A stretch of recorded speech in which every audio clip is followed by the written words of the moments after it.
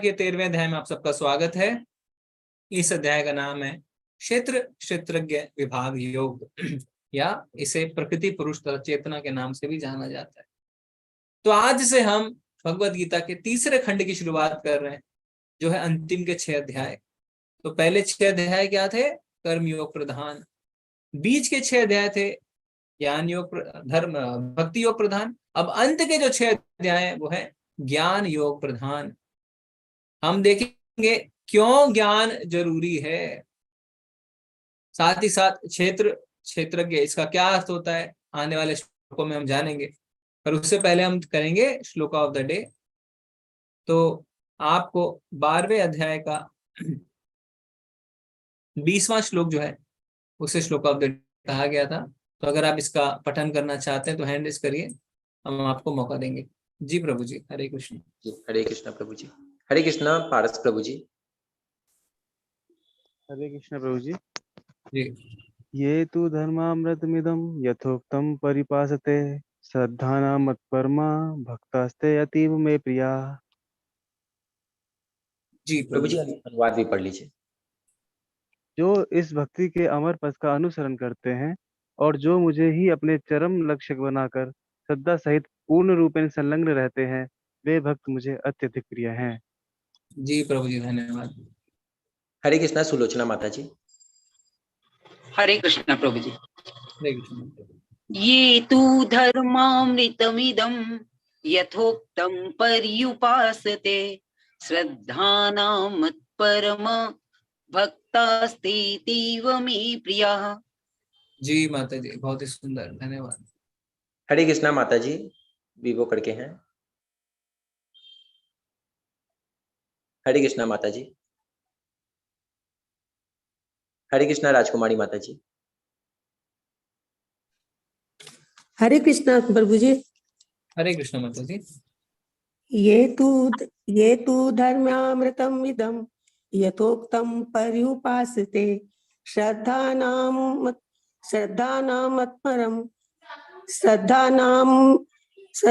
मत्परमां भक्तास्ते अतीव मे प्रिया। जी माता जी, धन्यवाद। हरे कृष्ण। हरे कृष्ण माता जी, आप कर पा रहे हैं। हरे कृष्णा प्रभु जी। एकदम बोल बोल कर ना घबरा दिया मैंने। ये तु धर्मामृतमिदं यथोक्तं पर्युपासते श्रद्धानामत्परमां भक्तास्तेतीव मे प्रियाः। हरे कृष्णा। जी हरे कृष्ण, धन्यवाद। जो इस भक्ति के नहीं माता जी, खाली श्लोक बस। प्रभु जी एक दो हैंड और लेंगे, समय आज बहुत ज्यादा हो गया है। जी हरे कृष्ण निशांत प्रभु जी। हरे कृष्ण प्रभु जी। जी ये तु धर्मामृतमिदं यथोक्तं पर्युपासते श्रद्धाना मत्परमा भक्तास्ते अतीव मे प्रियः। जी प्रभु जी, बहुत ही सुंदर। हरे कृष्ण निशा माता जी। निशा गंभीर माता जी। हरे कृष्ण। हरे कृष्ण प्रभु जी। दंड प्रणाम। धन्यवाद। ये तु धर्मामृतमिदं यथोक्तं पर्युपास्यते श्रद्धाना मत्परमा भक्तास्ते अतीव मे प्रिया। जी माता जी, धन्यवाद। ठीक है प्रभु जी, आज हम यहीं पे इसको एंड करेंगे क्योंकि आज समय बहुत ज्यादा हो गया है। बहुत ही सुंदर तरीके से आप सबने पठन किया, धन्यवाद। ठीक है, 13वें अध्याय की हम शुरुआत करें। तो अभी कई लोग कहते हैं कि अगर भगवत गीता का सार भक्ति है तो भगवान ने ज्ञान को अंतिम 6 अध्याय में क्यों चर्चा करी उस बात की। क्योंकि पहले 6 जो हैं वो कर्म योग प्रधान है, बीच के 6 भक्ति योग प्रधान और अंतिम 6 ज्ञान योग प्रधान। तो हम जानेंगे क्या कारण है कि ज्ञान हमें लेना है। प्रश्न है, अगर भक्ति ही परिणति अंतिम चरण है तो ज्ञान को अंतिम 6 अध्याय में क्यों प्रस्तुत किया गया है। सही मायने में पूर्ण भगवत गीता भक्ति है। प्रथम 6 अध्याय चर्चा करते हैं कि कैसे कार्य के माध्यम से भक्ति को प्राप्त किया जा सकता है। अंतिम 6 में ज्ञान के माध्यम से प्राप्त करने का वर्णन है, और मध्य 6 भक्ति की ही चर्चा करते हैं। इसके अलावा 12वें अध्याय में कृष्ण ने बताया कि कैसे वे व्यक्तिगत रूप से अपने भक्तों को जन्म और मृत्यु से बचाते हैं। अंतिम 6 अध्याय भौतिक दुनिया से खुद को निकालने के लिए आवश्यक दार्शनिक ज्ञान प्रदान करते हैं। तो अंतिम 6 अध्याय में हम देखेंगे ऐसे ज्ञान के पॉइंट्स को जिससे हम अपने आप को इस भौतिक जगत से बाहर निकाल सकें। ज्ञान माया से छुटकारा पाने में सहायता करती है और हमें कृष्ण की ओर आकर्षित करती है। इसलिए जब हम भक्ति प्राप्त करने के लिए ज्ञान का उपयोग करते हैं तो वह भक्ति का हिस्सा बन जाता है। तो जब हम भक्ति करते हैं तो हमें कुछ भी छोड़ने की आवश्यकता नहीं है, चाहे कर्म हो चाहे ज्ञान हो, हमें दोनों को भगवान से जोड़ना है। अगर हम ऐसा करते हैं तो वो भक्ति का हिस्सा बन जाता है। हम ये सोचना चाहिए कि ऐसे किसी भी चीज का उपयोग हम भगवान की भक्ति में कर सकते हैं आगे बढ़ने के लिए। कई लोगों को लगता है कि भक्ति में ज्ञान की आवश्यकता नहीं है। आज भारतवर्ष में ऐसा ही हो रहा है, लोगों के अंदर भाव है पर ज्ञान नहीं है। पर ऐसा होता है तो कोई भी आपको बहका सकता है, कोई भी गलत मार्ग पे ले जा सकता है ना, इसे अंधविश्वास पैदा कर सकता है। कई लोग सोचते हैं कि भक्ति तो सिर्फ भावुक लोगों के लिए है, पर ऐसा नहीं है। अगर ऐसा होता तो अर्जुन को भगवान कहते कि तुम भक्त हो ना, तुम भावुक हो, चलो मैं जो कह रहा हूं वो करो, युद्ध करो, और भगवत गीता वहीं पे खत्म हो जाती। पर ऐसा नहीं हुआ। इतनी चर्चा इसलिए हुई है कि भक्ति की विधि को हम समझ सके। तो भक्ति जो है वो भावुकता नहीं है। भक्ति वास्तव में एक लंबा सफर है, एक कभी ना खत्म होने वाला लंबा सफर, जिसके लिए हमें कुछ प्रबंध करने होते हैं। जैसे आप यात्रा पे निकलते हैं तो प्रबंध करते हैं ना, वैसे ही भक्ति के लिए हमें कुछ प्रबंध करने हैं, क्योंकि मार्ग में हमें कुछ चोर मिलते हैं। कौन है ये चोर? प्रकृति के 3 गुण, सतोगुण, रजोगुण और तमोगुण। हमें कैसे पता चलेगा कि कौन से गुण में हम फंस गए हैं? वो ज्ञान के माध्यम से पता चलेगा।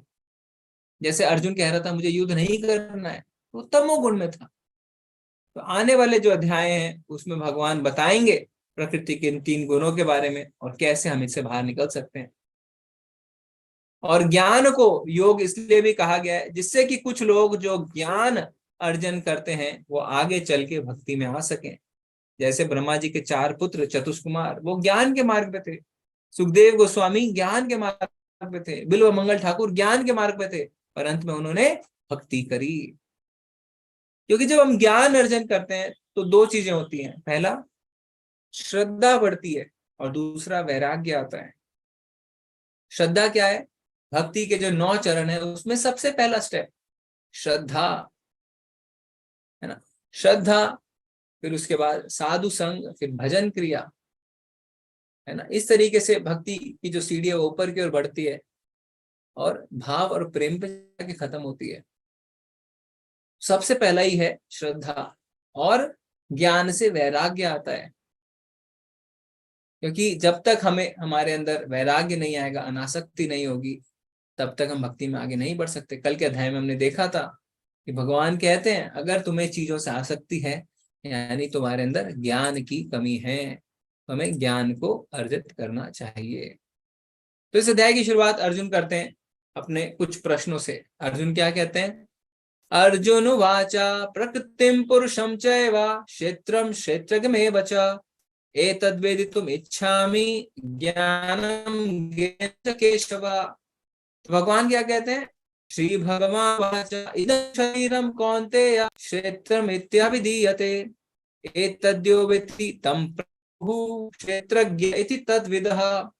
अर्जुन ने कहा, हे कृष्ण, मैं प्रकृति एवं पुरुष यानी भोक्ता, क्षेत्र एवं क्षेत्रज्ञ तथा ज्ञान एवं ज्ञेय के विषय में जानने का इच्छुक हूँ। भगवान ने कहा, श्री भगवान ने कहा, हे कुंती पुत्र, यह शरीर क्षेत्र कहलाता है और इस क्षेत्र को जानने वाला क्षेत्रज्ञ है। तो अर्जुन 6 प्रश्नों से अपने इस अध्याय की शुरुआत करते हैं और कहते हैं प्रकृति क्या है, पुरुष क्या है, क्षेत्र क्या है, क्षेत्रज्ञ क्या है, ज्ञान क्या है और ज्ञेय क्या है।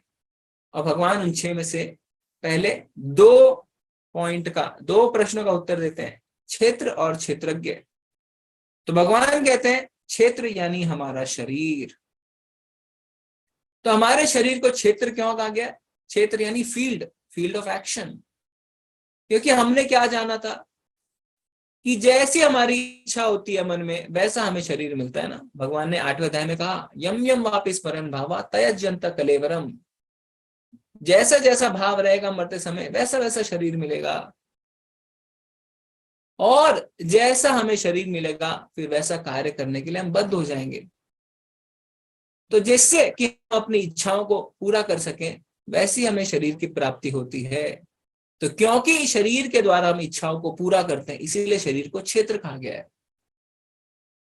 और फिर मान लीजिए आपकी खूब खाने की इच्छा है, तो हो सकता है अगला शरीर आपको हाथी का मिल जाए।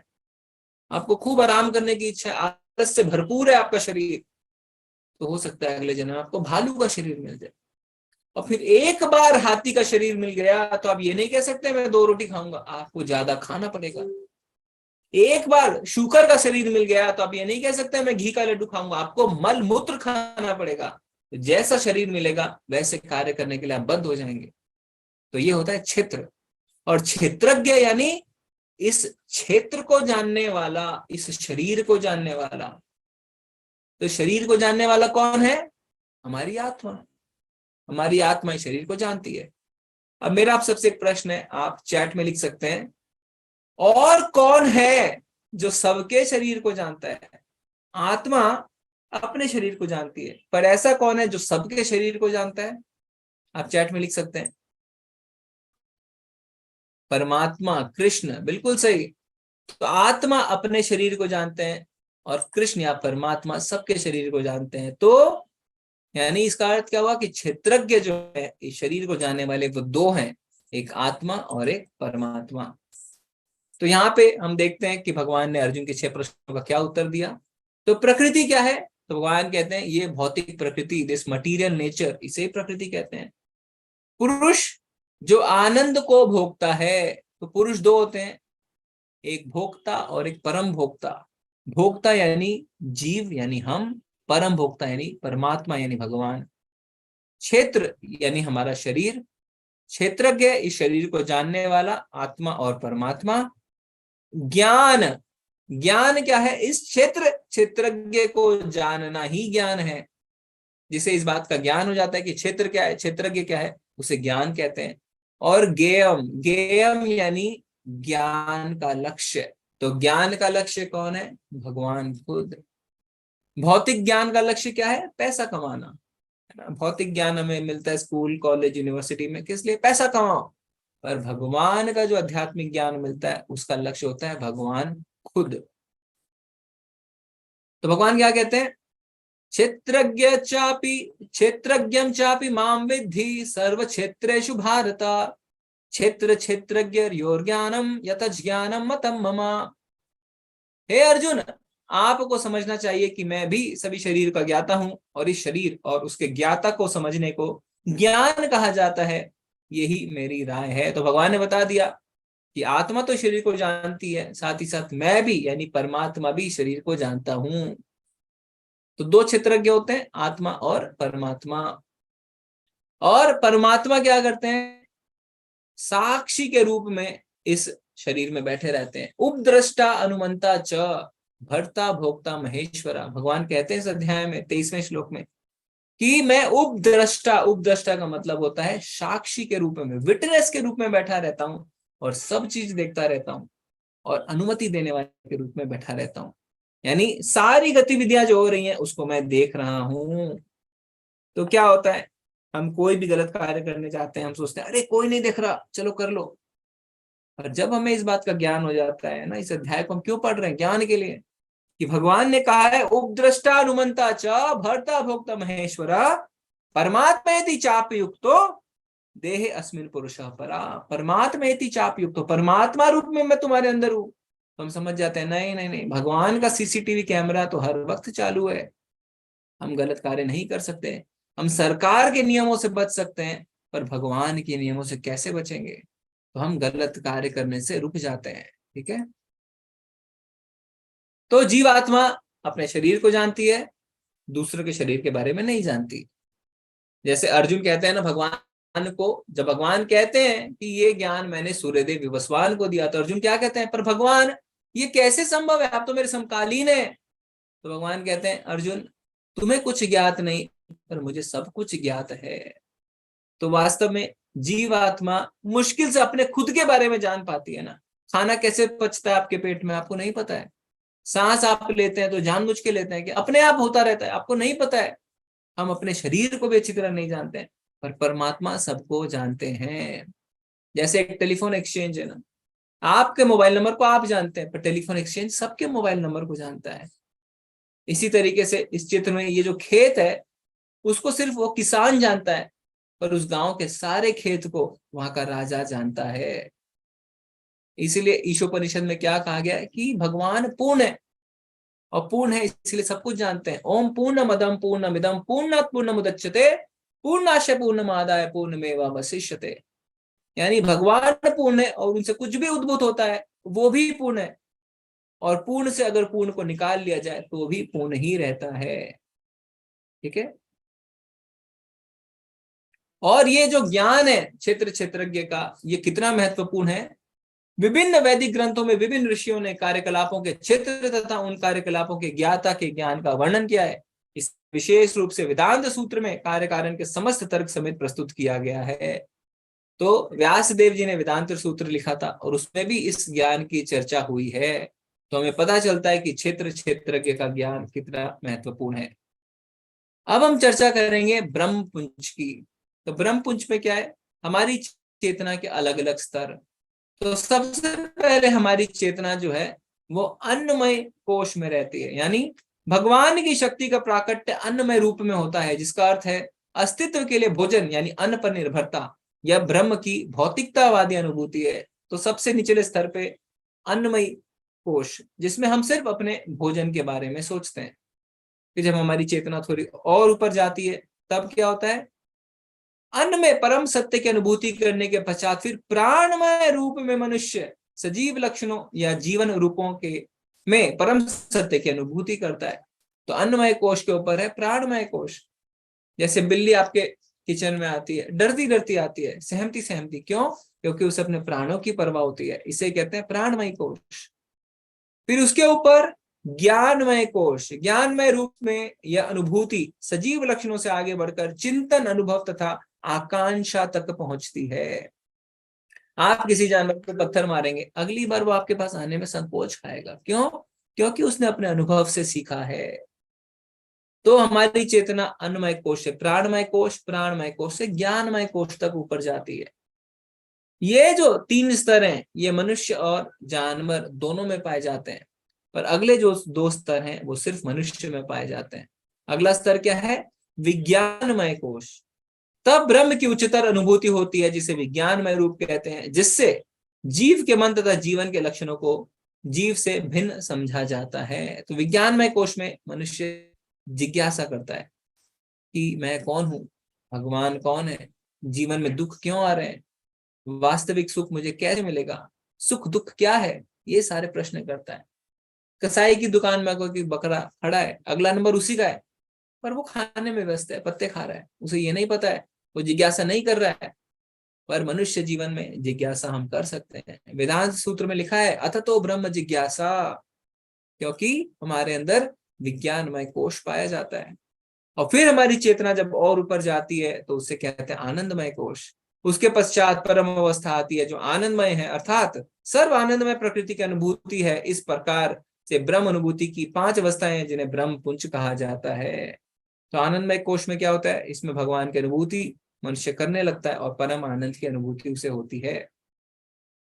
इनमें से प्रथम 3 अन्नमय, प्राणमय तथा ज्ञानमय अवस्थाएं जीवों के कार्यकलापों के क्षेत्रों से संबंधित होती है। परमेश्वर इन कार्यकलापों के क्षेत्रों से परे हैं और आनंदमयी हैं। तो हमने देखा सबसे नीचे अन्नमय कोश, फिर प्राणमय कोश, प्राणमय के कोश ज्ञानमय, ज्ञानमय के बाद विज्ञानमय और फिर उसके बाद आनंदमय कोश। अब हम जानेंगे कि हमारा जो शरीर है, जो क्षेत्र है, वो किस प्रकार बना है। पंच महाभूत, अहंकार, बुद्धि, अव्यक्त यानी 3 गुणों की अप्रकट अवस्था, 10 इंद्रियां तथा मन, 5 इंद्रिय विषय, इच्छा, द्वेष, सुख दुख, संघात, जीवन के लक्षण तथा धैर्य, इन सबको संक्षेप में कर्म का क्षेत्र तथा उसकी अंतःक्रिया यानी विकार कहा जाता है। तो हमारा शरीर 24 तत्वों से बनता है। सबसे पहले पंच महाभूत, पंच महाभूत यानी पृथ्वी, जल, अग्नि, वायु, आकाश। फिर उसके बाद मन, बुद्धि और अहंकार। फिर प्रकृति के 3 गुण, सतो, रजो और तमो, इसे एक गिनते हैं क्योंकि अप्रकट अवस्था में है। फिर उसके बाद 5 कर्म इंद्रियां, 5 ज्ञान इंद्रियां और 5 इंद्रिय विषय। तो 5 कर्म इंद्रिय हमारे कौन से? हाथ, पैर, मुंह, गुदा और उपस्थ। 5 ज्ञान इंद्रिया क्या है? आंख, नाक, कान, जीवा और त्वचा। और इनके 5 इंद्र विषय क्या है? रूप, गंध, शब्द, रस और स्पर्श। ये जो 24 तत्व हैं ये मिलके बनते हैं क्या? हमारे शरीर। क्या क्या हो गए? 5 महाभूत 5, उसके बाद 3 मन, बुद्धि, अहंकार 8, प्रकृति के 3 गुण 9, 5 कर्म इंद्रियां, 5 ज्ञान इंद्रिया और 5 इंद्र विषय, कुल मिला के 24 तत्व। अब भगवान हमें क्या करेंगे? हमें ज्ञान के बारे में बताएंगे। तो 8 से लेके 11वें श्लोक में भगवान 20 बिंदु देंगे और कहेंगे कि ये बिंदु जो है ये ज्ञान है, इसको छोड़ के सब अज्ञान है। तो वो क्या क्या है हम पढ़ते हैं।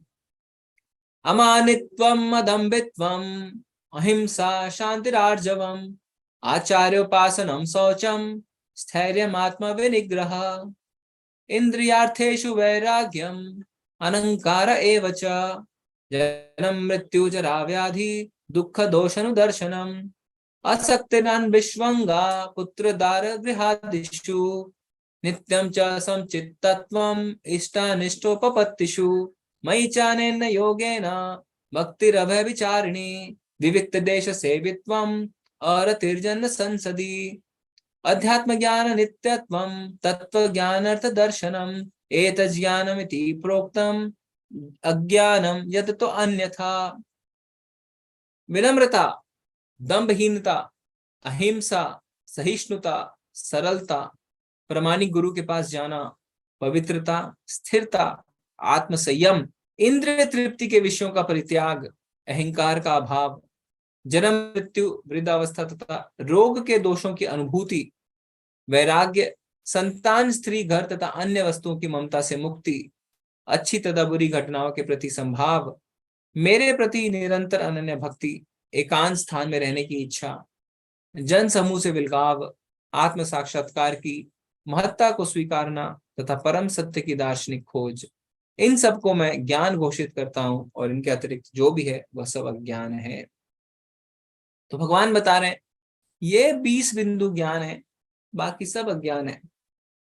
तो वो क्या क्या है हमने देखा। अब हम इसके मुख्य पॉइंट पर चर्चा करेंगे। सबसे पहले क्या है? आचार्यों की शरण में जाना। तो हम अपनी बुद्धि से ज्ञान ग्रहण नहीं कर सकते। विधि क्या है? विधि है 4थे अध्याय में हमें भगवान ने बताया था, तत्विधि प्रणिपातेन परिप्रश्नेन सेवया उपदेशयन्ति ते ज्ञानम ज्ञानिनस्तत्वदर्शिनः। यानी हमें गुरु की शरण में जाना चाहिए, उनकी सेवा करनी चाहिए, उनसे विनीत भाव से जिज्ञासा करनी चाहिए। भौतिक ज्ञान हम पैसे दे के ले सकते हैं, आध्यात्मिक ज्ञान हम पैसे दे के नहीं ले सकते। तत्विधि प्रणिपातेन परिप्रश्नेन सेवया, सेवा करनी होगी, विनीत भाव से जिज्ञासा करनी होगी, तब गुरु हमें ज्ञान प्रदान करेंगे, क्योंकि उन्होंने सत्य का, तत्व का दर्शन किया है। और हम देखते हैं भगवान ने भी गुरु स्वीकार किए थे ना। कृष्ण जी ने संदीपनी मुनि को स्वीकार किया, राम जी ने वशिष्ठ मुनि को स्वीकार किया। किस लिए? हमें सिखाने के लिए। भगवान तो पूर्ण है, हमने देखा, ओम पूर्णमदः। तो उन्हें ज्ञान की क्या आवश्यकता थी? ज्ञान की कोई आवश्यकता नहीं है, पर वो हमें सिखाना चाहते हैं और बताना चाहते हैं कि आचार्यों को भी मेरी तरह समझो, मेरी तरह ही उनका आदर करो। अगला पॉइंट क्या है? जन्म मृत्यु जरा व्याधि दुख दोष अनुदर्शनम। यानी जिस व्यक्ति को यह दर्शन हो जाता है कि वास्तव में जो हमारे जीवन की 4 समस्या है वो क्या है? जन्म मृत्यु जरा व्याधि, तो वो ज्ञान है। हम क्या सोचते हैं हमारे जीवन की समस्या है?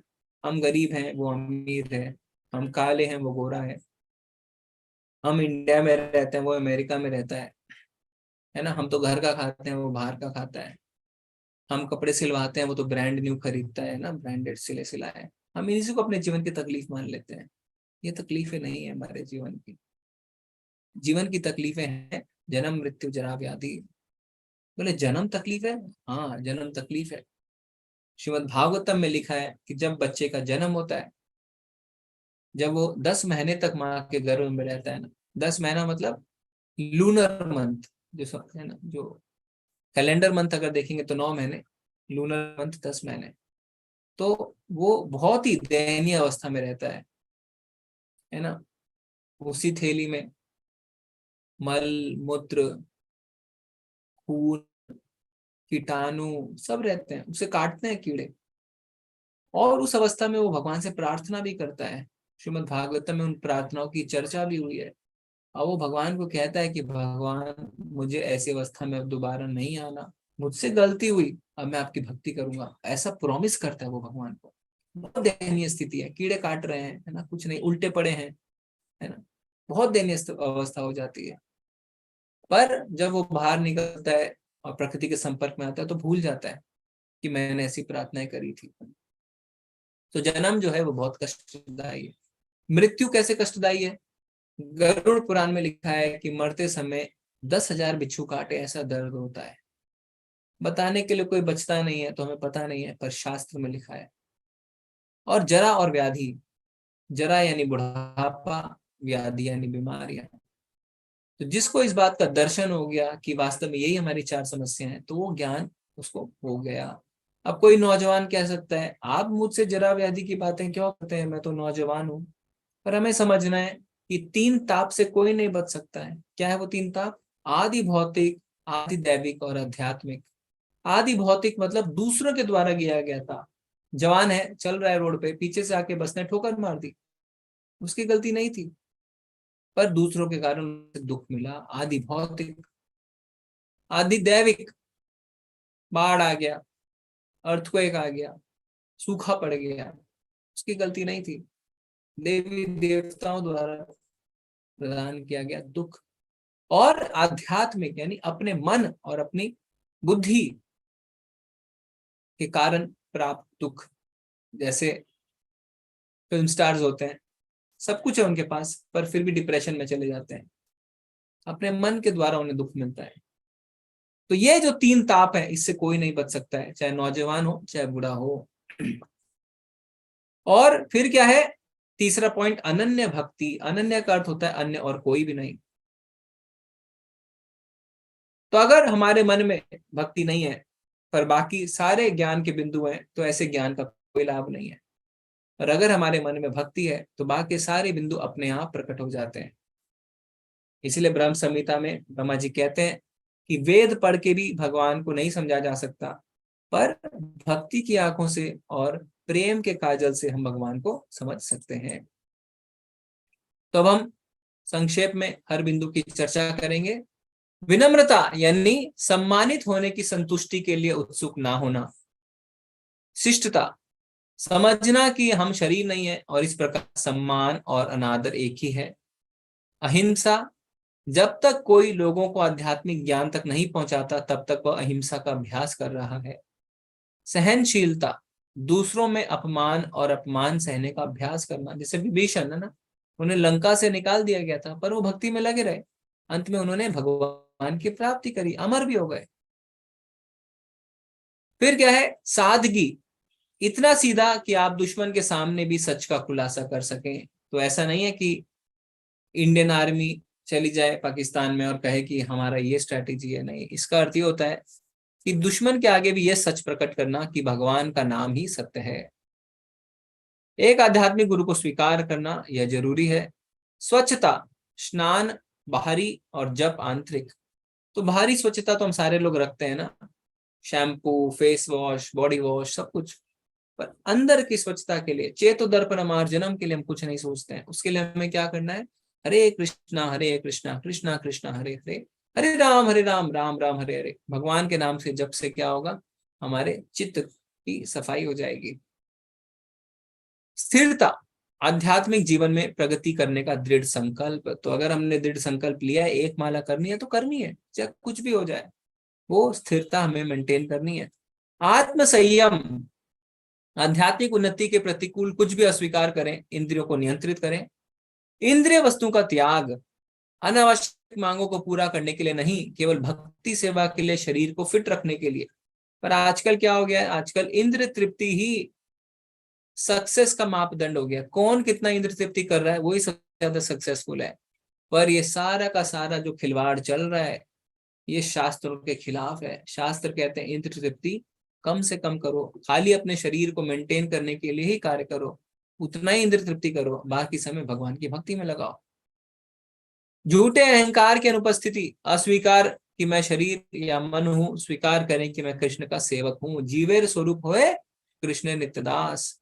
बुराई की धारणा, उचित स्तोत्र के से इनके बारे में नियमित रूप से सुने, भौतिक जीवन से घृणा करें। अनासक्ति, कृष्ण के लिए सब कुछ बलिदान करने को तैयार रहना। पत्नी बच्चे परिवार आदि के साथ कोई उलझाव नहीं। इसका अर्थ यह नहीं परिवार छोड़ दें, इसका अर्थ यह है कि अपने परिवार को भी भक्ति में लगाएं और ज्यादा आसक्ति ना रखें, जैसे धृतराष्ट्र ने अपने बच्चों के साथ रखी थी। निष्काम भक्ति सेवा, भक्ति की 9 प्रक्रियाओं में स्वयं को संलग्न करना। श्रवणम, कीर्तनम, स्मरणम, पाद सेवनम, अर्चनम, वंदनम, दास्यम, साख्यम, आत्मनिवेदनम। एकांत जगह में रहने की ख्वाहिश, तो इसका अर्थ क्या होता है कि भौतिकतावादी जो लोग हैं उनसे कम मिलना और भक्तों के संग ज्यादा रहना। ठीक है, तो ये जो है ये बिंदु थे ज्ञान के। अब मैं तुम्हें ज्ञेय के विषय में बतलाऊंगा, जिसे जानकर तुम नित्य ब्रह्म का आस्वादन कर सकोगे। यह ब्रह्म का आत्मा जो आनंद है, जो अनादि है और मेरे अधीन है, इस भौतिक जगत के कार्य कारण से परे स्थित है। तो ज्ञेय का अर्थ क्या होता है, ज्ञान का लक्ष्य। और ज्ञान का लक्ष्य कौन है, भगवान खुद। और भगवान बता चुके हैं कि मैं क्षेत्रज्ञ भी हूं, यानी आत्मा तो शरीर को जानती है, मैं भी सारे शरीरों को जानता हूं। परमात्मा समस्त इंद्रियों के मूल स्तोत्र हैं, फिर भी वे इंद्रियों से रहित हैं। वे समस्त जीवों के पालन करता होकर भी अनासक्त हैं। वे प्रकृति के गुणों के परे हैं, फिर भी वे भौतिक प्रकृति के समस्त गुणों के स्वामी हैं। तो यहाँ पे लिखा हुआ है कि भगवान इंद्रियों से रहित है। इसका अर्थ ये नहीं होता है कि भगवान ब्रह्म ज्योति है, इसका अर्थ ये होता है कि वो भौतिक इंद्रियों से रहित है, इसलिए उन्हें कभी कभी निर्गुण भी कहा जाता है। गुण का अर्थ होता है भौतिक गुण। तो इसका अर्थ ये नहीं कि भगवान निराकार है, इसका अर्थ यह है कि भगवान का शरीर, भगवान की इंद्रिया दिव्य है। ईशोपनिषद में लिखा है कि भगवान अपने एक इंद्रिय से दूसरे इंद्रिय का कार्य कर सकते हैं। आंख से खा सकते हैं, हाथ से चल सकते हैं, पैरों से वस्तुओं को उठा सकते हैं, क्योंकि भगवान दिव्य है। और भगवान का शरीर, भगवान के मन और भगवान में कोई अंतर नहीं है, सब एक है। ईशोपनिषद बताता है कि भगवान के शरीर में हड्डियां, मांस, नसें नहीं पाई जाती जैसे हमारे शरीर में पाई जाती है। भगवान का शरीर दिव्य होता है।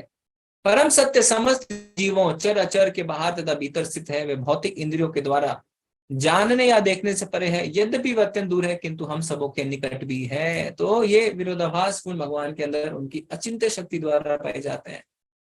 इसीलिए नरसिंह आरती में क्या कहते हैं, इतो नरसिम्हा पर तो नरसिम्हा, यतो यतो यामि ततो नरसिम्हा, बाहिर नरसिम्हा हृदये नरसिम्हा, नरसिम्हमादिं शरणं प्रपद्ये। यहाँ भी नरसिंह भगवान है, वहां भी नरसिंह भगवान है, बाहर भी है, अंदर भी है, हृदय में भी है, सब जगह है।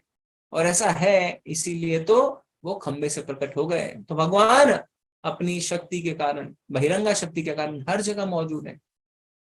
हमारे अंदर परमात्मा रूप में भी है, पर हर कण में, हर एटम में, हर सेल में मौजूद हैं। वे समस्त प्रकाशमान वस्तुओं के प्रकाश स्तोत्र हैं। वे भौतिक अंधकार से परे हैं और अगोचर हैं। वे ज्ञान है, ज्ञेय हैं और ज्ञान के लक्ष्य हैं। वे सबके हृदय में स्थित हैं। तो भगवान प्रकाश है, प्रकाश यानी ज्ञान, और उस ज्ञान के स्तोत्र भी भगवान ही है। और जहां भगवान है वहां अज्ञान नहीं हो सकता, पर जहां भगवान नहीं है वहां अंधकार है, वहां अज्ञान है। हम देखते हैं ना, परछाई पीछे की ओर पड़ती है। जहां अंधेरा है, यानी जहां भगवान है वहां अज्ञान नहीं हो सकता। इस प्रकार मैंने कर्म क्षेत्र यानी शरीर, ज्ञान तथा ज्ञेय का संक्षेप में वर्णन किया है। इसे केवल मेरे भक्ति पूरी तरह समझ सकते हैं और इस तरह मेरे स्वभाव को प्राप्त होते हैं। तो भगवान कह रहे हैं जो भी अभी तक मैंने बताया सिर्फ मेरी भक्ति से ही इसे समझा जा सकता है। अपनी मानसिक शक्ति से इसे नहीं समझा जा सकता। तो इसीलिए हमें भक्ति प्रारंभ करनी चाहिए। भगवान कहते हैं भक्त्या माम विजानाति यावनिश्चास्मि तत्वता ततो माम तत्वतो ज्ञात्वा विशते तद अनंतरम, कि केवल भक्ति के से ही मुझे जाना जा सकता है, और जो मुझे जान लेता है विशते तद अनंतरम, वो वैकुंठ में घुसने का कैंडिडेट खड़ा हो जाता है, कैंडिडेट बन जाता है। तो भक्ति की शुरुआत आप कैसे कर सकते हैं? भगवान की माला करके। सबसे पहला कदम हरे कृष्णा कृष्णा कृष्णा हरे हरे, हरे राम राम राम हरे हरे। और अगर हम ऐसा नहीं कर पाएंगे तो हम भगवद गीता वास्तव में समझ ही नहीं पाएंगे। प्रकृति तथा जीवों को अनादि समझना चाहिए, उनके विकार तथा गुण प्रकृति जन्य है। तो जो जीवात्मा हमारी है उसकी तरह प्रकृति भी सनातन है। कभी कभी प्रकृति बनती है, कभी कभी बिगड़ती है, पर उसका अस्तित्व हमेशा बना रहता है। तो हम सोचते हैं ना कि प्रकृति सनातन नहीं है, पर भगवान ने बता दिया है कि जीव के साथ साथ प्रकृति भी सनातन होती है। कार्य कारण कर्तृत्व हेतु प्रकृति रुच्यते, पुरुष सुख दुखानाम भोक्तृत्व हेतु रुच्यते। प्रकृति समस्त भौतिक कारणों तथा कार्यों यानी परिणामों की हेतु कही जाती है, और जीव यानी पुरुष इस संसार में विविध सुख दुख के भोग का कारण कहा जाता है। तो हमने पहले भी चर्चा करी है कि विशेष इच्छा से शरीर प्राप्त होता है, और प्रकृति के कारण वो कर्म करने को बाध्य हो जाता है। तो जैसे इस चित्र में आप देख सकते हैं, कोई मनुष्य कुछ भी खा रहा है, मांसाहार कर रहा है, जिस चीज के लिए हमारा शरीर नहीं बना, तो क्या होता है, उसकी इच्छा के अनुसार उसे अगला शरीर मिलता है, वो शूकर बन जाता है। क्यों? क्योंकि शूकर कुछ भी खाता है ना, मल मूत्र खाता है, और जब उसे वैसा शरीर मिलता है तो वो वैसे कर्म करने के लिए बाध्य हो जाता है, यानी उसे मलमूत्र खाना ही पड़ेगा। तो वास्तव में सारा कार्य प्रकृति कर रही है, जीव सिर्फ सुख दुख को भोग रहा है। क्यों? क्योंकि हम खुद को शरीर मान बैठते हैं। पुरुष प्रकृति स्तो ही भुंक्ते प्रकृति जान गुणान, कारणम गुण संतोषे सत असद योनि जन्मसु। इस प्रकार जीव प्रकृति के तीनों गुणों का भोग करता हुआ प्रकृति में ही जीवन बिताता है। यह उस प्रकृति के साथ उनकी संगति के कारण है। इस तरह से उत्तम तथा अधम योनियां मिलती रहती है। बहुत ही महत्वपूर्ण श्लोक है कि हमारी गति क्या होती है। अगर हम भगवान की भक्ति नहीं करते हैं तो हमारी क्या गति होती है? तो हम तीनों गुणों में ही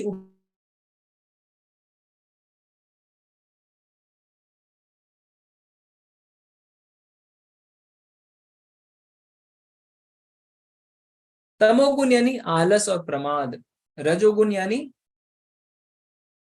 लालच है ना, और पैशन, और सतोगुण यानी ज्ञान और खुशी। पर सतोगुण का जो व्यक्ति है वो ज्ञान और सुख से बंध जाता है।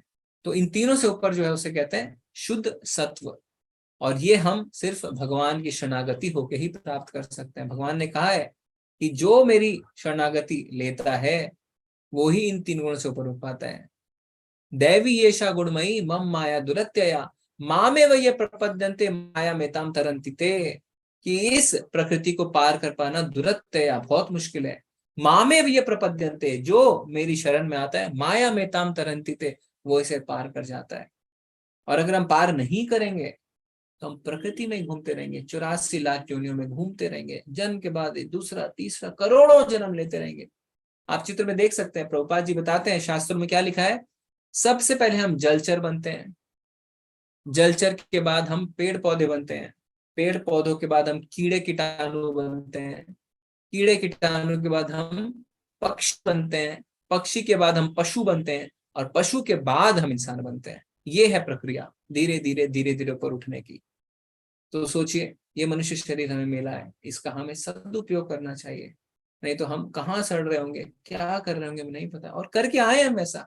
इसीलिए वेदांत सूत्र का पहला श्लोक है अथतो ब्रह्म जिज्ञासा एंड देयरफॉर एब्सोल्यूट इंक्वायरी। कोई भी किताब आप देखेंगे देयरफॉर से शुरू नहीं होती है ना, देयरफॉर लास्ट में लिखा होता है, पर यहाँ पे देयरफॉर पहले लिखा है, क्योंकि हम जब हार के आ जाते हैं हर जगह से, 84 लाख योनि भटक के आते हैं, शास्त्रों को खोलते हैं और लिखते हैं देयरफॉर एब्सोल्यूट इंक्वायरी, अथा तो ब्रह्म जिज्ञासा। अब तुम ब्रह्म जिज्ञासा करो, मैं कौन हूं, क्यों मैं फंसा हूं जन्म मृत्यु के चक्कर में, किस तरीके से मैं बाहर निकल सकता हूँ। ठीक है, तो कल के अध्याय में हम देखेंगे कि भगवान बताते हैं कि सतोगुण में जो व्यक्ति मरता है वो उच्च लोकों को जाता है। उच्च लोकों को यानी हो सकता है स्वर्ग में चला जाए, हो सकता है ब्रह्मा जी के लोक तक चला जाए, और उसे फिर लौट के आना होगा, क्योंकि जन्म मृत्यु तो वहां पे भी है। तो जो रजोगुण में मरता है वो इस पृथ्वी पे दोबारा जन्म लेता है, और जो तमोगुण में मरता है वो निचले लोकों में जाता है और क्या बनता है, नीची योनियों में जाता है। ठीक है, तो भगवान ये कल बताएंगे। तो भी शरीर में एक दिव्य भोक्ता है जो ईश्वर है, परम स्वामी है और साक्षी तथा अनुमति देने वाले के रूप में विद्यमान है, और जो परमात्मा कहलाते हैं। तो हमारा शरीर बदलता रहता है पर परमात्मा नहीं बदलते। भगवान हमेशा हमारे साथ रहते हैं, है ना। हम गलत करते तो हमें अंदर से लगता है हम गलत कर रहे हैं। कोई बच्चे को आप पूछते हैं आपका एग्जाम कैसा हुआ, अच्छा हुआ, पर अंदर से उसे पता है कि अच्छा हुआ है कि नहीं हुआ है। तो परमात्मा हमें हमेशा अंदर से गाइड करते रहते हैं, पर हम भोग में इतने लिप्त रहते हैं कि हम उनकी एक नहीं सुनते हैं। ठीक है, जो व्यक्ति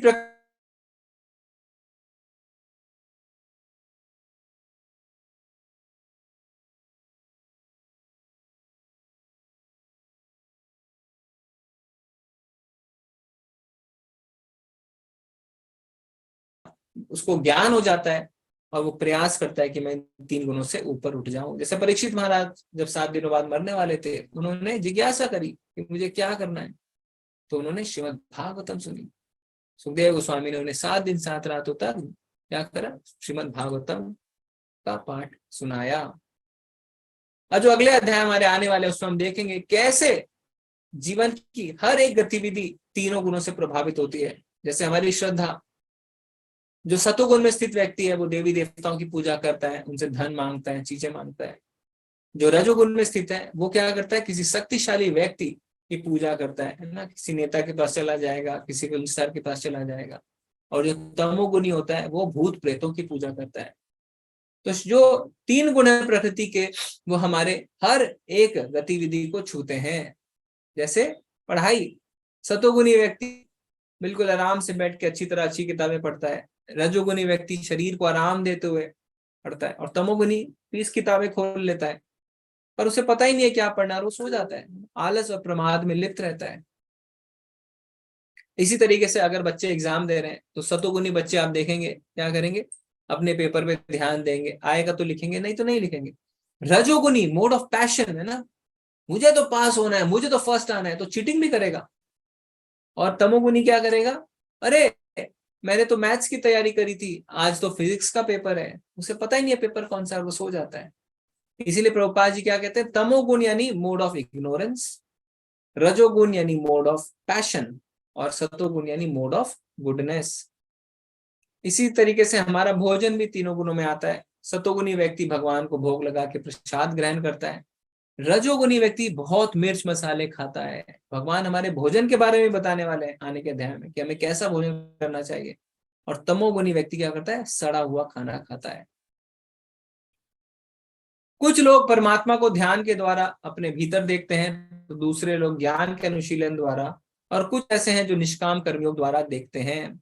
तो परमात्मा जो है, जो परम सत्य है, उनको अलग अलग तरीके से अनुभव किया जा सकता है। 3 स्तर है, ब्रह्मेति, परमात्मेति और भगवानेति। तो जो निराकार ब्रह्म के उपासक हैं, जो सोचते हैं भगवान ज्योति हैं, वो ब्रह्म ज्योति के रूप में भगवान का अनुभव करते हैं। जो ध्यान योगी हैं वो भगवान को परमात्मा रूप में अपने अंदर में देखते हैं, परंतु जो भक्त हैं वो भगवान को साक्षात श्याम सुंदर रूप में दर्शन करते हैं। ऐसे भी लोग हैं जो यद्यपि आध्यात्मिक ज्ञान से अवगत नहीं होते, पर अन्यों से परम पुरुष के विषय में सुनकर उनकी पूजा करने लगते हैं।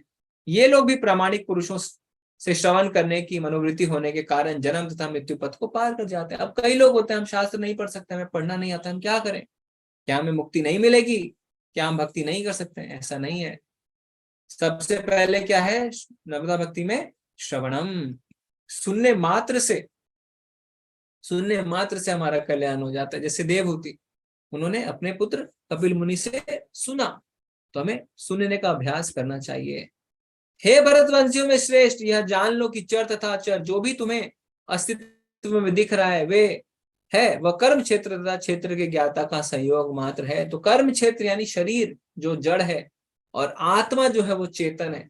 तो जब तक चेतन जड़ के संपर्क में नहीं आए तब तक प्रकृति क्रियाशील नहीं होती, है ना। प्रकृति में 5 महाभूत है, पर जब तक जीव आत्मा उनके संपर्क में नहीं आएगी तब तक प्रकृति क्रियाशील नहीं होगी।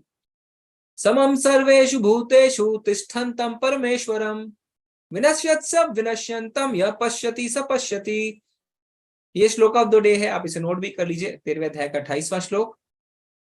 जो परमात्मा को समस्त शरीरों में आत्मा के साथ देखता है और जो यह समझता है कि इस नश्वर शरीर के भीतर ना तो आत्मा ना ही परमात्मा कभी भी विनष्ट होती है, वही वास्तव में देखता है। तो वास्तव में दृष्टि कैसी होनी चाहिए?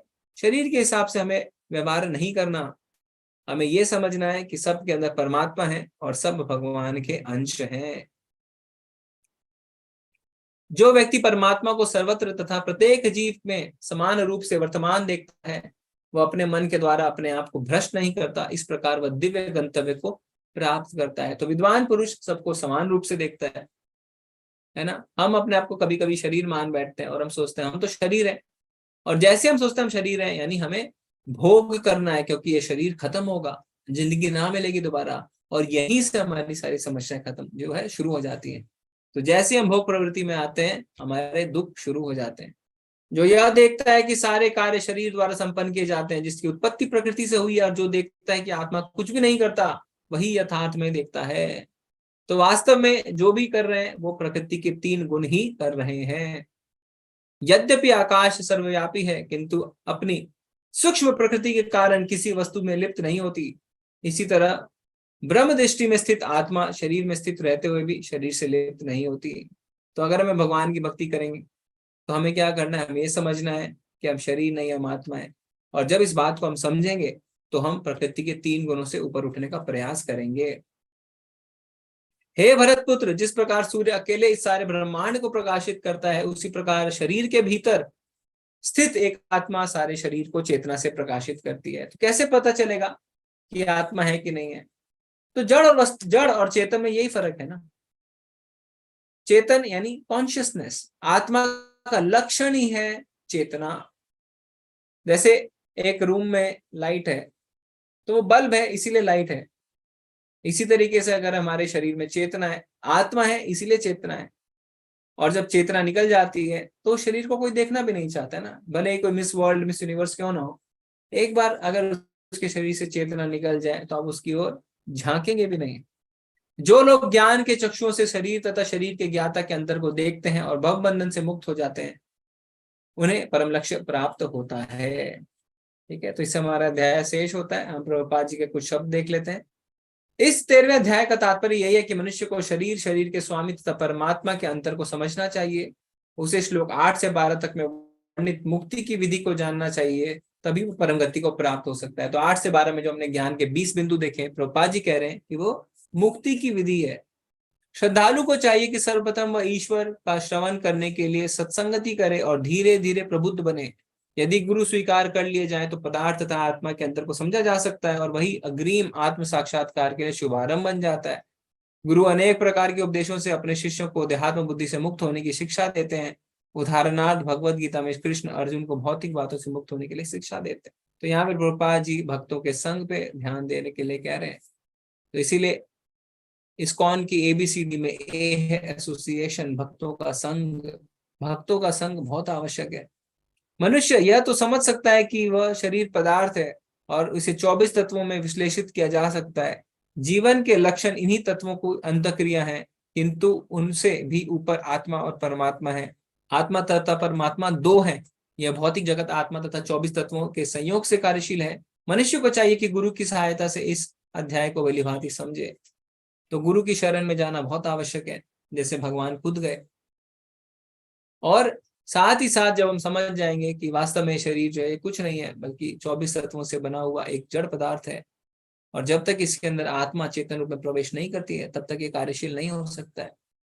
पर केवल पढ़ने से कुछ नहीं होगा, हमें इसे अपने जीवन में लागू भी करना होगा। और इसे लागू हम कैसे कर सकते हैं? गुरु, साधु और शास्त्र के माध्यम से। ठीक है, फिर से क्या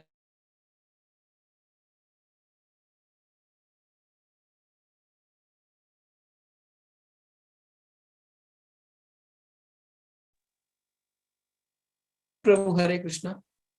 हरे कृष्णा प्रभु जी। जी प्रभु जी। हरे कृष्णा सुधीर प्रभु जी। सुधीर प्रभु जी हरे कृष्णा। हरे कृष्णा। आवाज आ रही है ना? जी जी जी। गुरु जी, ये एक तो पूछना था कि ये जो देयरफॉर जैसे इसमें पहले लिखा हुआ है आपने बताया, और बाकी अन्य जगह लास्ट में लिखा रहता है, ये कंसेप्शन क्लियर नहीं हुआ। जी जी, तो क्या है जो वेदांत सूत्र है, बाकी वेदांत सूत्र में सबसे पहला जो श्लोक है वो है अथ तो ब्रह्म जिज्ञासा। अथ तो ब्रह्म जिज्ञासा का मतलब होता है एंड देयरफॉर एब्सोल्यूट इंक्वायरी। अब आप कुछ भी भौतिक किताबें खोल लें, कोई भी किताब खोल लें, उसमें पहले आपको चीजें समझाई जाती हैं, फिर लास्ट में हम लिखते हैं ना and therefore we can say, और इसीलिए हम कह सकते हैं ये चीज ऐसे करके ना, and therefore this is proved. और पर इसमें कोई भी किताब आप खोल लें, उसका पहला श्लोक में अगर देयरफॉर है तो इसका अर्थ क्या है? इसका अर्थ क्या हुआ? इसका अर्थ यही हुआ कि हम जब भटक के आएंगे, जब हमारे सवालों के जवाब हमें इंद्र तृप्ति के माध्यम से नहीं मिलेंगे, हम सोचते हैं हम भोगता है, हम यहाँ पे भोग करने आए हैं और खुशियां हमें इंद्र तृप्ति करके मिलेगी, जब हम ऐसा करके थक जाते हैं तब हम वेदांत सूत्र खोलते हैं। वेदांत सूत्र का आगे भाष्य जो है उसी को श्रीमद् भागवतम कहते हैं, ठीक है।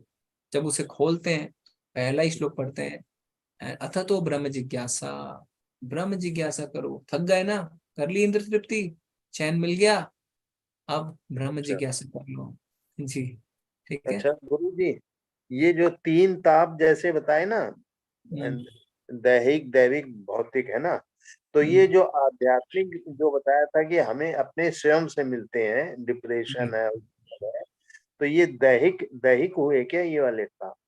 आध्यात्मिक नहीं, जैसे तीन ताप एक कॉमन वर्ड नहीं बोलते हैं, दैहिक दैविक भौतिक तापा, तो भौतिक तो हो गया दूसरों से जो मिला है ना, और दैविक हो गया कि बाढ़ भूकंप हो गया जैसे प्रकृति ने दिए, तो फिर बचता मेरे ख्याल से दैहिक है।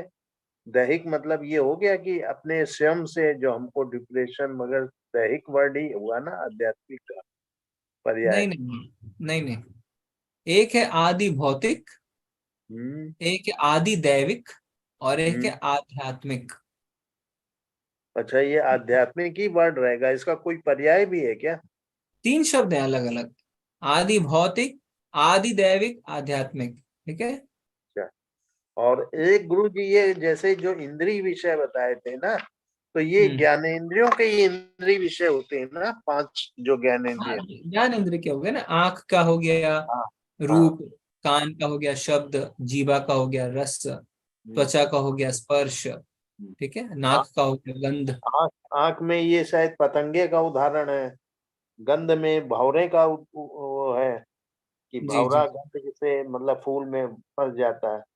शब्द का बताया था, हिरन के लिए शायद बताया था ना, हिरन वो आवाज सुन के। जी। स्पर्श में मतलब हाथी, जी और स्वाद में मछली। जी यही बताया जी प्रभु। तो ये कर्मेंद्रियों का तो कोई वो इंद्रिय विषय नहीं होता ना? नहीं, ज्ञान इंद्रियों के विषय होते हैं, कर्मेंद्रियों के। ठीक है गुरु जी। हरे कृष्णा। हरे कृष्णा गुरु जी। प्रभु जी, मैं चैट से एक बार ले लेता हूँ, रिकॉर्डिंग मिलती है मोहिनी माता जी, हम रोज डालते हैं, अभी क्लास के बाद फिर डाल देंगे।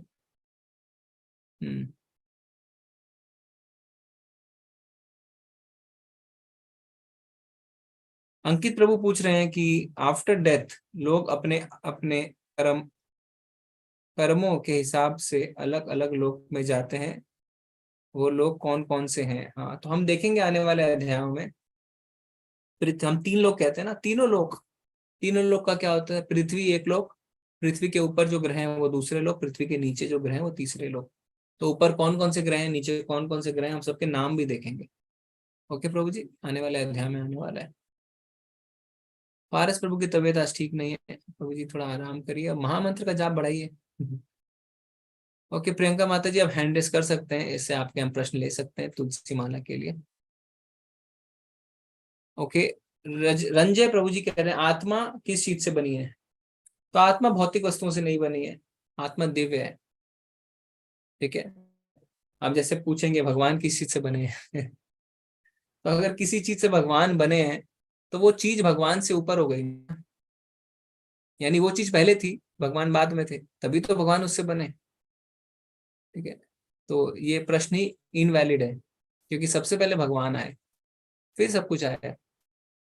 और अगर भगवान किसी चीज से बन जाते तो वो चीज भगवान से पहले होती, जो असंभव है, जो है ही नहीं। ठीक है, ओके जी प्रभु जी, अगला क्वेश्चन ले सकते हैं।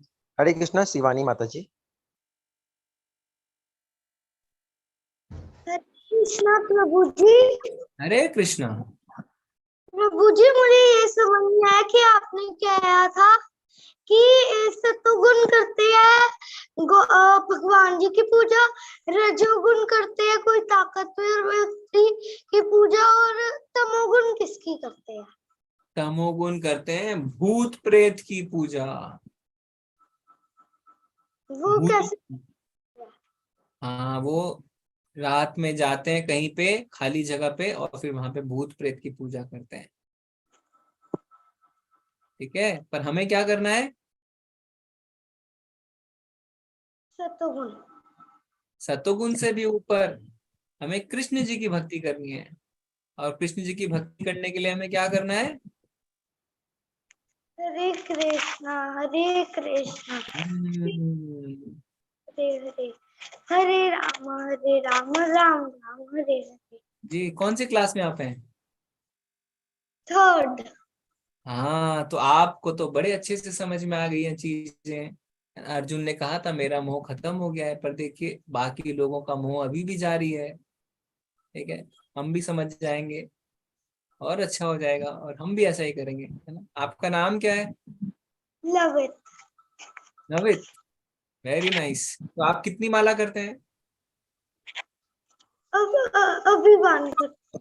अभी 1, और कल से 2। ओके प्रभु जी। Okay, Hare Krishna Hare Krishna. Thank you Navit प्रभु जी। तो प्रभु जी हरे कृष्णा। हाँ। बहुत ही अच्छा है ना। तो नवित प्रभु समझ गए क्या करना है, हम भी समझ जाए तो कितना अच्छा रहेगा ना। जी हरे कृष्णा हंसा माता जी। हरे कृष्णा प्रभु जी। जी प्रभु जी, माता जी। जो आपने ये हमारे शरीर 24 तत्वों से बनते हैं, उनके एक बार वापस एक्सप्लेनेशन करिए ना, मुझे मतलब थोड़ा कंफ्यूजन है, तो एक बार वापस बताइए ना उनके बारे में। जी, तो पंच महाभूत यानी पृथ्वी, जल, अग्नि, वायु, आकाश। ठीक है, फिर उसके बाद 5 कर्मेंद्रियां, हाथ, पैर, मुंह, उदर, गुदा और उपस्थ। उदर नहीं, गुदा और उपस्थ। फिर उसके बाद 5 ज्ञान इंद्रियां, आंख, नाक, जीभा, कान और त्वचा। ठीक है, और 5 इंद्र विषय यानी सेंस ऑब्जेक्ट्स। क्या क्या है?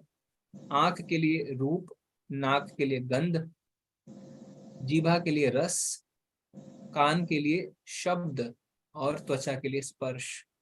कितने हो गए? 20। फिर मन, बुद्धि, अहंकार, ये हो गए 3, 23। और 24वां तत्व हो गया प्रकृति की अव्यक्त अवस्था, 3 गुणों की अव्यक्त अवस्था। ठीक है, ठीक है प्रभु जी। और प्रभु जी, कल का क्लास मेरा छूट गया था, जैसा कि मैंने बोला था कि मैं मुंबई जा रही हूँ, और मेरा आज का क्लास मैंने किया। कल की क्लास तो नहीं किया प्रभु जी, लेकिन कल मैंने ट्रेन में क्लास जरूर कराया। ट्रेन में एक लेडी थी, वो बहुत डर गई थी रात में, तो वो मेरे को बोली कि आपको प्रॉब्लम नहीं हो तो मैं आपका हाथ पकड़ूं। मैंने कहा जरूर। तो मैंने जब उनका हाथ पकड़ा तो मैंने अंदर ही अंदर माला का जाप किया, और वो बहुत शांत हो गई। और उसके बाद जब सुबह हुआ तो मैंने उनको बोला कि आपको अगर प्रॉब्लम नहीं हो तो आप मेरे साथ एक माला करिए। तो 4-5 जन और थे, उन लोग सबने, हम लोग ने मिलके माला किया। और हमने उस दिन वहाँ ट्रेन में ये क्लास जरूर किया कि हमने माला का क्लास जरूर किया वहाँ पे। वेरी और नाइस, वेरी मुस्लिम नाइस। भी थे, वो भी हमारे साथ माला किए। और एक मुस्लिम थे, उन्होंने मुझसे इतना क्वेश्चन किया, आपके भगवान ये है, वो है, ये है, वो है, बहुत किया। लास्ट में बोला हम मान गए कि आपके भगवान ही होते हैं, हमारा धर्म तो बाद में आया है। मैंने कहा मैंने कुछ नहीं बताया, मैंने जो बताया मैंने सीखा है, और हमारे भागवत में लिखा है, मैंने आपको बस वही बताया है। तो जी जी जी जी, ये हमारा बहुत अच्छा है। मतलब एक्सपीरियंस जी है आप इस बार प्रचार में ट्रेन का। लग गए हैं। भगवान 18वें अध्याय में हमें बताने वाले हैं कि जो इस संवाद का प्रचार प्रसार करता है, वास्तव में उससे ज्यादा प्रिय मुझे कोई भी नहीं है। आप कोई किताब लिखेंगे और उसका कोई प्रचार प्रसार करे तो कितनी खुशी होगी आपको, है ना। तो हाँ भगवान ने प्रभु। भगवद गीता का संदेश दिया है और सीनियर डिवोटीज कहते हैं कि प्रचार शुद्धि का सबसे ज्यादा इफेक्टिव तरीका है, क्योंकि जब आप प्रचार करते हैं, आप दूसरों को बताते हैं ऐसा करो, तो आप कहीं ना कहीं सोचने पे मजबूर हो जाते हैं कि मैं दूसरों को तो बता रहा हूँ पर क्या मैं खुद करता हूँ। फिर आप अपनी शुद्धि शुरू करते हैं, क्योंकि जो आप अपने आचरण में लाते हैं उसी को आप दूसरों को सिखाना चाहते हैं। हो सकता है आप झूठ बोल रहे हो पर उस बातों का असर दूसरों पे होगा ही नहीं। प्रभुपाद जी कहते हैं प्योरिटी इज द फोर्स, यानी शुद्धता से ही दूसरे के हृदय को आप छू सकते हैं। दूसरों आपकी बातें दूसरों के हृदय तक तब तक नहीं पहुंचेगी जब तक आप खुद उसका पालन नहीं करते। हाँ प्रभु जी, ये तो देखा जी, मैंने एक्सपीरियंस। तभी शुद्धता आएगी। वो रिस्पेक्ट जो उन्होंने मुझे दी विदाउट नोइंग मी, और मुस्लिम होके भी मतलब मैं नहीं सोच सकती थी कि मुझे ये मिलेगा, और कहीं ना कहीं मैंने उनको बताया कि मैं कैसी थी और मैं क्या बन रही हूँ। तो ये जी डिफरेंस भागवत ने दिया है, तो आप भी करो तो आपको मिलेगा ये सब कुछ जो आप लोग चाह रहे हो। जी जी जी, चैरिटी बिगिंस एट होम। तो हमें पहले खुद को शुद्ध करना है, खुद बातों को अपनाना है, धीरे धीरे हम प्रीचिंग शुरू करें, दूसरों को जोड़ें, और हम देखें कि हम अपने आप को शुद्ध करेंगे तो दूसरों की हृदयों को वो बातें छुएंगी। और अगर हम खाली बोल रहे हैं ना, खाली बोल रहे हैं और खुद अपने जीवन में अप्लाई नहीं कर रहे हैं, तो दूसरे उस बातों से टच्ड ही नहीं होंगे, उनको कोई फर्क नहीं पड़ेगा, क्योंकि आपकी बात में शुद्धता है ही नहीं, प्योरिटी है ही नहीं। धन्यवाद माता जी, आप अच्छा कार्य कर रहे हैं जी। धन्यवाद प्रभु जी। हरे कृष्णा हरे कृष्णा। ठीक है प्रभु जी, कोई और प्रश्न है अगर आपके पास तो हम ले सकते हैं। नहीं है प्रभु जी। ओके, वैभव प्रभु जी कह रहे हैं मैंने ये सुना है अर्जुन को किसी बात का अहंकार था, वो क्या बात थी जिसको अर्जुन को अहंकार था। प्रभु जी, अर्जुन भगवान के शुद्ध भक्त हैं। शुद्धि आती है जब आप इन सारे अनर्थों से छूट के निकल जाते हैं। जो भक्ति के है ना, जो 9 स्टेप्स हैं उसमें अनर्थ निवृत्ति चौथे स्टेप पे आती है, सारी चीजें खत्म हो जाती है, अनर्थ निवृत्ति। फिर तो क्या है, सबसे पहले श्रद्धा, श्रद्धा के बाद साधु संग, साधु संगत भजन क्रिया, अनर्थ निवृत्ति, फिर निष्ठा, रुचि, आसक्ति, भाव, प्रेम। ये 9 स्टेप्स होते हैं भक्ति के। तो ये सब पहले ही खत्म हो जाते हैं, और बाकी जो है वो लीलाएं हैं। भगवान को ऋषिकेश कहते हैं, मुंह में डाल देते हैं जिससे कुछ ज्ञान प्रकट कर सकें। ठीक है, ओके, तो आज हम चलते हैं, कल हम मिलेंगे 14th चैप्टर के लिए, और कल से बड़ा इंटरेस्टिंग हो जाएगा भगवत गीता, बहुत प्रैक्टिकल, क्योंकि आपके जीवन के हर एक पहलू को ये छूने वाला है। खा रहे हैं, सतोगुनी खा रहे हैं, तमोगुनी खा रहे हैं, भगवत गीता में बता दिया गया है। कर्म कर रहे हैं, सतोगुनी कर रहे हैं, रजोगुनी कर रहे हैं, तमोगुनी कर रहे हैं, बता दिया है। आपकी बुद्धि कैसी है, सतोगुनी, रजोगुनी, तमोगुनी, वो भी बता दिया है। आपने किसी चीज का निश्चय किया है, सतोगुनी निश्चय, रजोगुनी निश्चय, कौन सा है, सब कुछ भगवत गीता बताने वाली है अभी आने वाले 5 अध्यायों में। तो बहुत ही प्रैक्टिकल है, अपने आप को हम छान के देख सकते हैं कि हम कहाँ हैं। एक एक बिंदु को छुआ भगवान ने, है ना। हमें डॉक्टर के पास जाने की वेट करने की आवश्यकता नहीं है कि जब डॉक्टर मना करेगा तब मसाले वाला खाना बंद करें। भगवान ने कह दिया है रजोगुनी खाना खाओगे तो बीमार पड़ोगे, पर भगवत गीता का ज्ञान नहीं है तो डॉक्टर के पास हजारों रुपए लगा के आते हैं, फिर बंद करते हैं। भगवान की बात सुन ले तो डॉक्टर के पास जाने की आवश्यकता ही नहीं पड़े। कल से बहुत ही व्यवहारिक और हमारे जीवन के हर पहलू को छूने वाले ज्ञान कल से शुरू हो जाएंगे। इन 5 अध्याय को आप मिस ना करें। आज हम चलते हैं। वांचा कल्पतरुभ्यश्च कृपा सिंधुभ्येव च पतितानां पावनेभ्यो वैष्णवेभ्यो नमो नमः। अनंत कोटि वैष्णव वृंद की जय, श्रील प्रभुपाद की जय। हरे कृष्णा, सभी को धन्यवाद, प्रणाम। हरे कृष्णा हरे कृष्णा। हरे कृष्णा प्रभु जी बहुत बहुत